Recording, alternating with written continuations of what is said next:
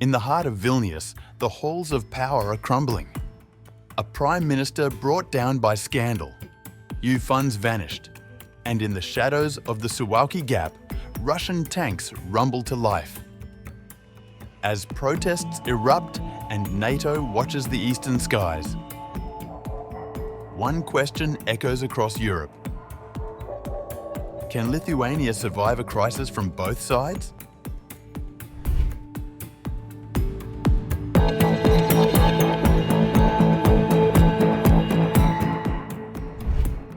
Lithuania's political landscape was rocked on August 4, 2025, as the country's government formally resigned.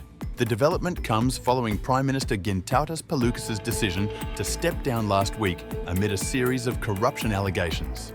Paluckas' decision triggered the collapse of the 19th government of Lithuania, marking a dramatic turn in Baltic politics as the nation faces internal strife and regional security threats.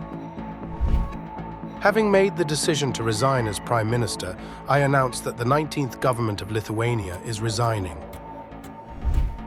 Paluckas, who took office in December 2024 as leader of the centre-left Social Democrats, or the LSDP, handed in his resignation to President Gitanas Nausėda after a cabinet meeting.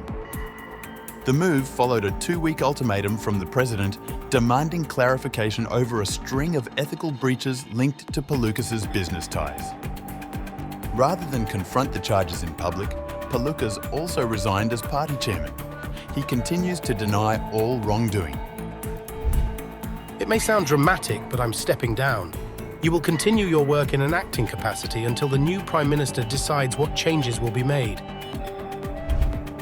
President Nausėda swiftly appointed Finance Minister Rimantas Šadžius as acting Prime Minister to lead a caretaker government. Under Lithuania's constitution, a new candidate must be nominated within 15 days, followed by cabinet formation and a parliamentary vote. Despite holding a majority, the LSDP-led coalition is expected to face turbulence. The party is set to vote on a new leader on August 6th, with Mindaugas Sinkevičius, once convicted of abuse of office, leading the list. Other contenders include Juozas Olekas, Inga Ruginian, and Robert Duchnovich.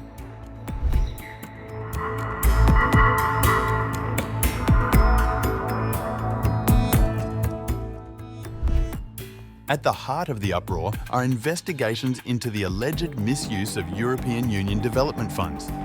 One flashpoint is UAB Dancora, a company connected to Paluckas' sister-in-law.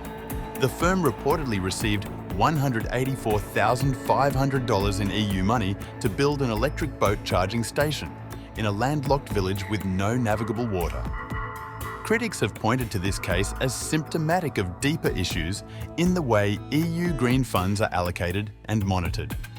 Another company, UAB Garnis, allegedly linked to Paluckas through a 49% ownership stake, is also under scrutiny. Both firms are being probed for possible violations of EU financial protocols and conflicts of interest.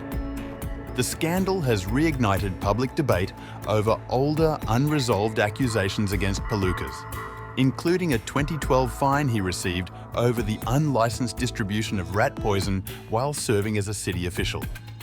Reports suggest that the fine was never paid. Despite Paluckas' denials and his insistence that the charges are politically motivated, public anger has boiled over.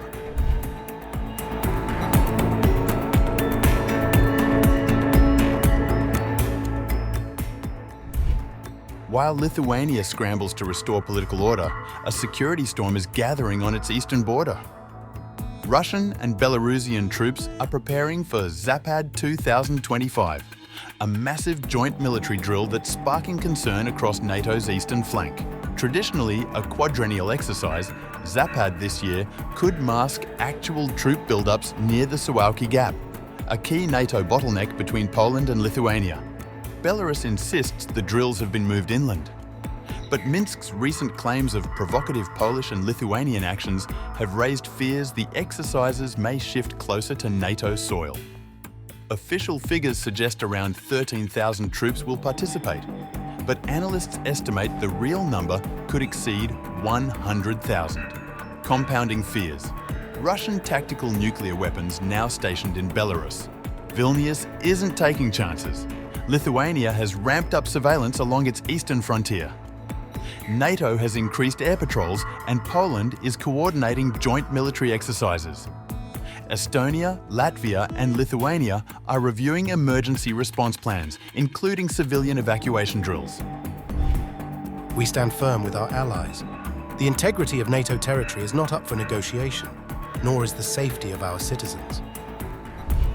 As Lithuania's ruling party scrambles to fill its top post, pressure is mounting from civil society and the opposition.